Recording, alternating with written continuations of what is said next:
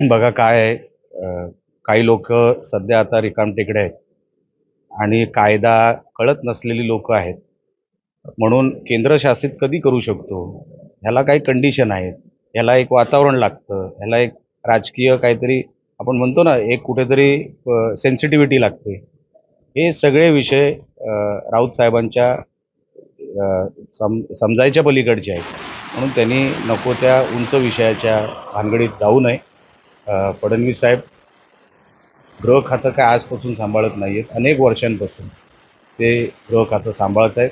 सगळे आरोपी पकडले जातील, काही पकडले गेलेत, एक आरोपी राहिला आहे, तोही पकडला जाईल लवकरात लवकर आणि कोणालाही सोडलं जाणार नाही, हे फडणवीस साहेब आमचे वारंवार सांगत आहेत. ह्या गोष्टी लोकांना कळत आहेत, पण विरोधकांना ते कळणारच नाहीत, कारण का त्यांना ते समजूनच घ्यायचे नाही आहेत. आम्ही सगळे ते चालू व्हावं याच्यासाठी आम्ही प्रयत्न करतोय.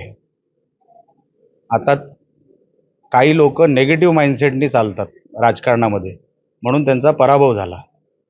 सातत्याने नेगेटिव्ह वागू नका, काही गोष्टी सकारात्मक पण करा.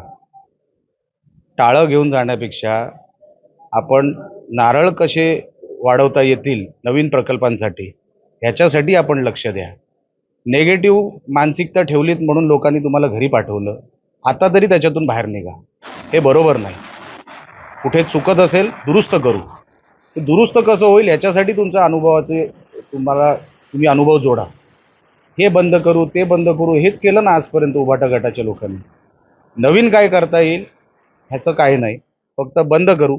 बंद करा ना, मग केसेस होणार. आता तुम्ही गव्हर्नमेंट प्रॉपर्टीवर ट्रेसपासिंग केलात तर नॉन बेलेबल ऑफेन्स आहे. जाहीर केलं टाळं ठोकू. टाळं मिळत नाही का मार्केटमध्ये, दुकानात मिळत नाही? हिंमत असेल करा. आणि काय हिंमतीचा पण विषय कुठे येतो? त्याच्यावरती ट्रेसपासिंगची केस होणार नॉन बेलेबलची, जे जातील तिकडे टाळं ठोकायला, आणि मग तुम्ही सांगू नका सरकारने आमच्यावर केसेस ठोकल्या. एबीपी माझा, उघडा डोळे बघा नीट.